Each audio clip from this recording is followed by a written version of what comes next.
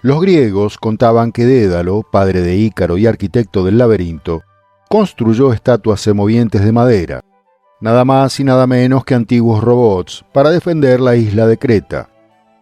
Este y otros mitos serán claves para la creación de obras literarias que en los siglos siguientes sentarán las bases de un género en particular que nació y evolucionó en Europa y se afianzó y desarrolló en América del Norte. La ciencia ficción fue bautizada y popularizada como tal por Hugo Gernsback, cuando en 1926 comenzó a publicar la revista del género más famosa de la historia, Amazing Stories. En la portada del primer número de la revista, aparecido en abril de aquel año, 3 autores emblemáticos eran destacados: el británico H. G. Wells, el francés Julio Verne y Edgar Allan Poe.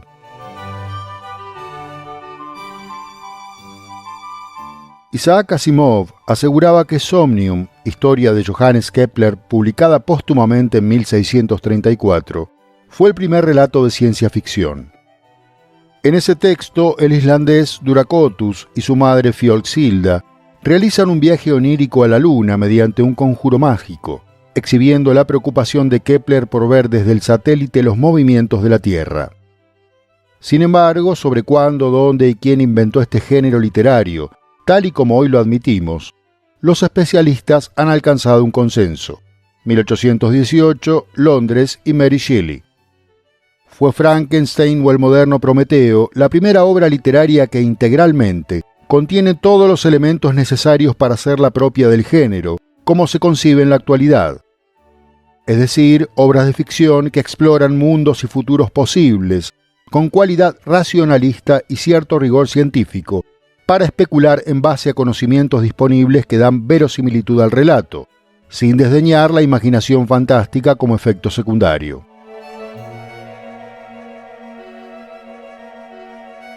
Poe también puede considerarse como un precursor primitivo de la moderna ciencia ficción, con relatos de la década de 1830, como La incomparable aventura de un tal Hans Pfaall, El poder de las palabras, Un descenso al Maelstrom, o Von Kempelen y su descubrimiento.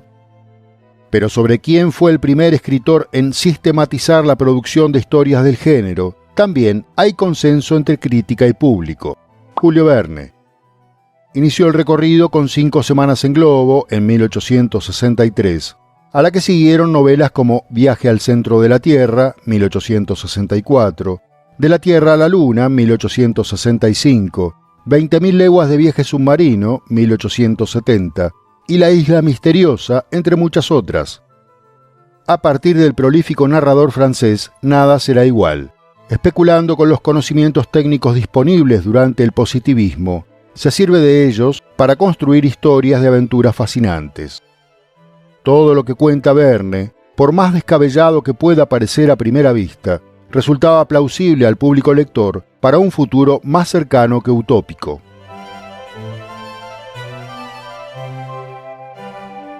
La siguiente generación de escritores encarnó en un casi contemporáneo del francés, H. G. Wells. Cuando Verne se volcaba casi exclusivamente a historias de aventuras aptas para todo público, destacaba en la escena europea este londinense progresista que pretendía una crítica al mundo que lo rodeaba. La ciencia ficción, como muchos autores y apologistas creen todavía hoy, era para Wells la herramienta idónea para explorar las bondades y, sobre todo, los horrores a los que la humanidad estaba expuesta. Ya con su primera novela, La máquina del tiempo, de 1895, alcanzó un éxito inmediato que repitió con El hombre invisible, 1897, la escalofriante La guerra de los mundos, 1898, y Los primeros hombres en la luna, 1901, y otras. Forzando los límites de la ciencia y la tecnología de su época, Wells planteaba historias que a priori podían parecer imposibles, pero al mismo tiempo prefiguraban aterradores mundos factibles.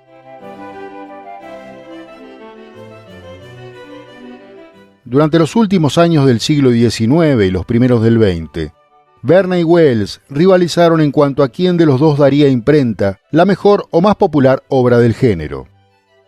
Una rivalidad que prosigue en nuestros días, con fanáticos del francés, de un lado, que destacan su preexistencia, y del inglés del otro, por el carácter definitivo que dio a la ciencia ficción. No obstante, hay y hubo quienes ven en ambos elementos clave compartidos, denominadores comunes que hilan histórica y literariamente sus respectivas obras, como un todo.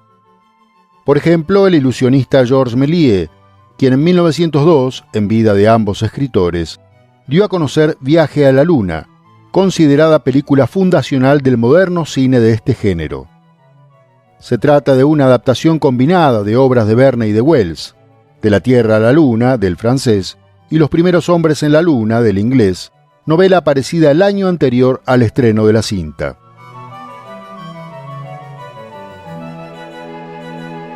Tratando de dilucidar quién de los dos puede ser considerado padre de la ciencia ficción moderna y tratándose de un canal borgiano, como en otras ocasiones recurrimos al propio Borges. En Otras Inquisiciones, volumen aparecido en 1952, Borges hace una comparación directa entre Wells y Verne. Pone al británico a la altura de Dickens o Goethe, lo califica como un admirable narrador y afirma que historió el pasado, historió el porvenir, registró vidas reales e imaginarias. Verne, mientras tanto, no supera al jornalero laborioso y risueño que escribió para adolescentes ficciones que trafican en cosas probables. En su introducción a la literatura inglesa, de 1965, aseguraba Borges: los primeros libros de H.G. Wells prefiguran y sin duda superan, con medio siglo de anticipación, las obras que hoy llamamos de ciencia ficción.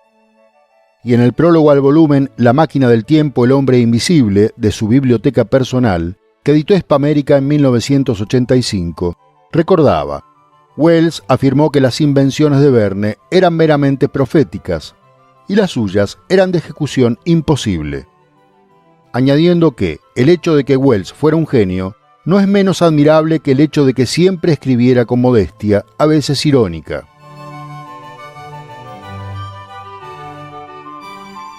Para terminar, reproducimos completo en texto y audio el primer Wells, incluido en Otras Inquisiciones, libro que recopila artículos de Borges publicados previamente en diferentes medios.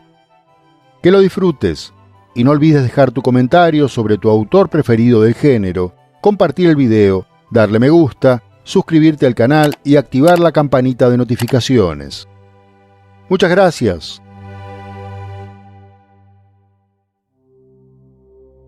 El primer Wells.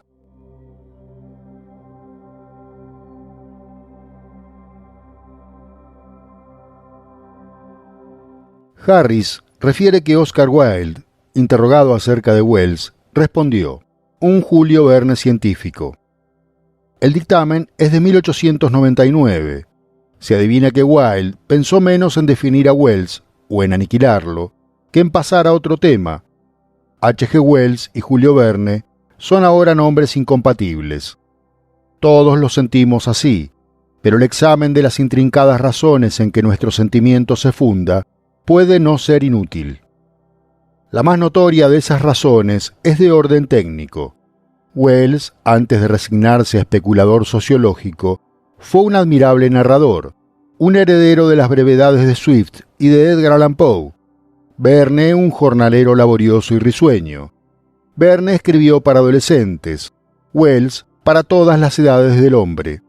Hay otra diferencia, ya denunciada alguna vez por el propio Wells. Las ficciones de Verne trafican en cosas probables: un buque submarino, un buque más extenso que los de 1872, el descubrimiento del Polo Sur, la fotografía parlante, la travesía de África en globo, los cráteres de un volcán apagado que dan al centro de la Tierra. Las de Wells en meras posibilidades: un hombre invisible, una flor que devora a un hombre, un huevo de cristal que refleja los acontecimientos de Marte, cuando no en cosas imposibles: un hombre que regresa del porvenir con una flor futura, un hombre que regresa de la otra vida con el corazón a la derecha, porque lo han invertido íntegramente, igual que en un espejo. He leído que Verne, escandalizado por las licencias que se permite The First Man in the Moon, dijo con indignación: «Il invente». Las razones que acabo de indicar me parecen válidas, pero no explican por qué Wells es infinitamente superior al autor de Héctor Servadac, así como también a Rosny, a Lighton, a Robert Paltok, a Cyrano o a cualquier otro precursor de sus métodos. La mayor felicidad de sus argumentos no basta a resolver el problema. En libros no muy breves, el argumento no puede ser más que un pretexto o un punto de partida. Es importante para la ejecución de la obra, no para los goces de la lectura. Ello puede observarse en todos los géneros. Las mejores novelas policiales no son las de mejor argumento. Si lo fueran todos los argumentos, no existiría el Quijote y yo valdría menos que O'Neill. En mi opinión, la precedencia de las primeras novelas de Wells, The Island of Dr. Moreau, Verbigracia o The Invisible Man, se debe a alguna razón más profunda. No solo es ingenioso lo que refieren, es también simbólico de procesos que de algún modo son inherentes a todos los destinos humanos. El acosado hombre invisible que tiene que dormir como con los ojos abiertos porque sus párpados no excluyen la luz es nuestra soledad y nuestro terror. El conventículo de monstruos sentados que gangosean en su noche un credo servil es el Vaticano y es Lhasa. La obra que perdura es siempre capaz de una infinita y plástica ambigüedad. Es todo para todos, como el apóstol. Es un espejo que declara los rasgos del lector y es también un mapa del mundo. Ello debe ocurrir, además, de un modo evanescente y modesto, casi a despecho del autor. Este debe aparecer ignorante de todo simbolismo. Con esa lúcida inocencia obró Wells en sus primeros ejercicios fantásticos, que son, a mi entender, lo más admirable que comprende su obra admirable. Quienes dicen que el arte no debe propagar doctrinas, suelen referirse a doctrinas contrarias a las suyas. Desde luego, tal no es mi caso. Agradezco y profeso casi todas las doctrinas de Wells, pero deploro que éste las intercalara en sus narraciones. Buen heredero de los nominalistas británicos, Wells reprueba nuestra costumbre de hablar de la tenacidad de Inglaterra o de las maquinaciones de Prusia. Los argumentos contra esa mitología perjudicial me parecen irreprochables, no así la circunstancia de interpolarlos en la historia del sueño del señor Parham. Mientras un autor se limita a referir sucesos o a trazar los tenues desvíos de una conciencia, podemos suponerlo omnisciente, podemos confundirlo con el universo o con Dios. En cuanto se rebaja a razonar, lo sabemos falible. La realidad procede por hechos, no por razonamientos. A Dios le toleramos que afirme, soy el que soy, Éxodo 3:14, no que declare y analice, como Hegel o Anselmo, el argumentum antologicum. Dios no debe teologizar. El escritor no debe invalidar con razones humanas la momentánea fe que exige de nosotros el arte. Hay otro motivo. El autor que muestra aversión a un personaje parece no acabar de entenderlo, parece confesar que éste no es inevitable para él. Desconfiamos de su inteligencia, como desconfiaríamos de la inteligencia de un Dios que mantuviera cielos e infiernos. Dios, ha escrito Spinoza, Ética 5:17, no aborrece a nadie y no quiere a nadie. Como Quevedo, como Voltaire, como Goethe, como algún otro más, Wells es menos un literato que una literatura. Escribió libros gárrulos en los que de algún modo resurge la gigantesca felicidad de Charles Dickens. Prodigó parábolas sociológicas, erigió enciclopedias, dilató las posibilidades de la novela, reescribió para nuestro tiempo el libro de Job, esa gran imitación hebrea del diálogo platónico, redactó sin soberbia y sin humildad una autobiografía gratísima, combatió el comunismo, el nazismo y el cristianismo, polemizó cortés y mortalmente con Belloc, historió el pasado, historió el porvenir, registró vidas reales e imaginarias. De la vasta y diversa biblioteca que nos dejó, nada me gusta más que su narración de algunos milagros atroces. The Time Machine, The Island of Dr. Moreau, The Plundered Story, The First Man in the Moon, son los primeros libros que yo leí, tal vez serán los últimos. Pienso que habrán de incorporarse, como la fórmula de Teseo o la de Asverus, a la memoria general de la especie y que se multiplicarán en su ámbito, más allá de los términos de la gloria de quien los escribió, más allá de la muerte del idioma en que fueron escritos.